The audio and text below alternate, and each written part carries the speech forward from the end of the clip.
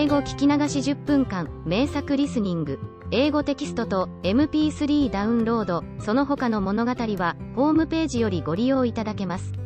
88thpp.com 88thpp.com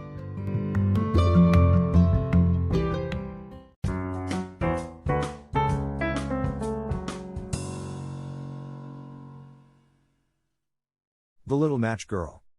Most terribly cold it was, it snowed, and was nearly quite dark, and evening, the last evening of the year. In this cold and darkness there went along the street a poor little girl, bareheaded and with naked feet. When she left home she had slippers on, it is true, but what was the good of that? They were very large slippers, which her mother had hitherto worn, so large were they, and the poor little thing lost them as she scuffled away across the street, because of two carriages that rolled by dreadfully fast. One slipper was nowhere to be found, the other had been laid hold of by an urchin, and off he ran with it. He thought it would do capitally for a cradle when he some day or other should have children himself. So the little maiden walked on with her tiny naked feet, that were quite red and blue from cold. She carried a quantity of matches in an old apron, and she held a bundle of them in her hand. Nobody had bought anything of her the whole livelong day, no one had given her a single farthing. She crept along trembling with cold and hunger, a very picture of sorrow, the poor little thing. The flakes of snow covered her long fair hair, which fell in beautiful curls around her neck, but of that, of course, she never once now thought. From all the windows the candles were gleaming, and it smelt so deliciously of roast goose, for you know it was New Year's Eve. Yes, of that she thought. In a corner formed by two houses, of which one advanced more than the other, she seated herself down and cowered together. Her little feet she had drawn close up to her, but she grew colder and colder, and to go home she did not venture, for she had not sold any matches and could not bring a farthing of money. From her father she would certainly get blows, and at home it was cold too, for above her she had only the roof, through which the wind whistled, even though the largest cracks were stopped up with straw and rags. Her little hands were almost numbed with cold. Oh! A match might afford her a world of comfort, if she only dared take a single one out of the bundle, draw it against the wall, and warm her fingers by it. She drew one out. Risked. How it blazed, how it burnt! It was a warm, bright flame, like a candle. As she held her hands over it, it was a wonderful light. It seemed really to the little maiden as though she were sitting before a large iron stove, with burnished brass feet and a brass ornament at top. The fire burned with such blessed influence, it warmed so delightfully.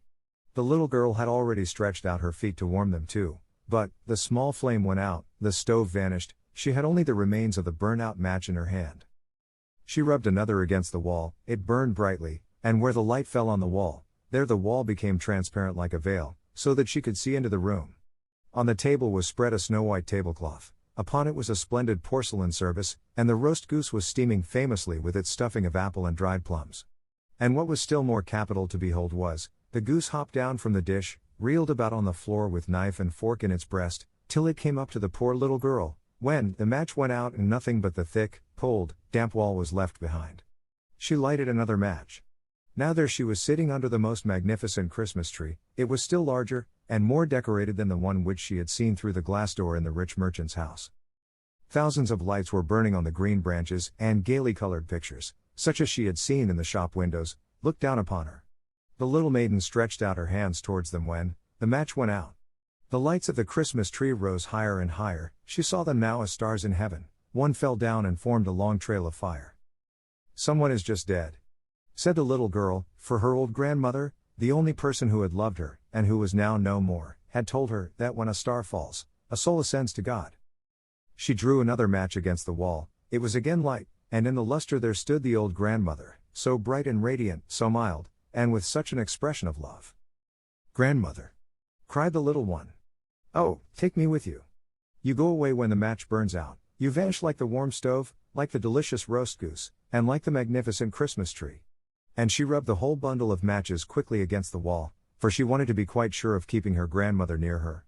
And the matches gave such a brilliant light that it was brighter than at noonday. Never formerly had the grandmother been so beautiful and so tall.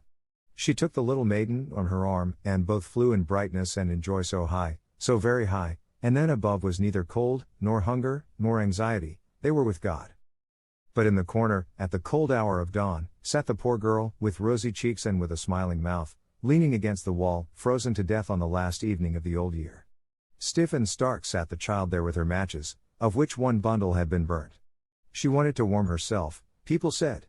No one had the slightest suspicion of what beautiful things she had seen, no one even dreamed of the splendor in which, with her grandmother, she had entered on the joys of a new year.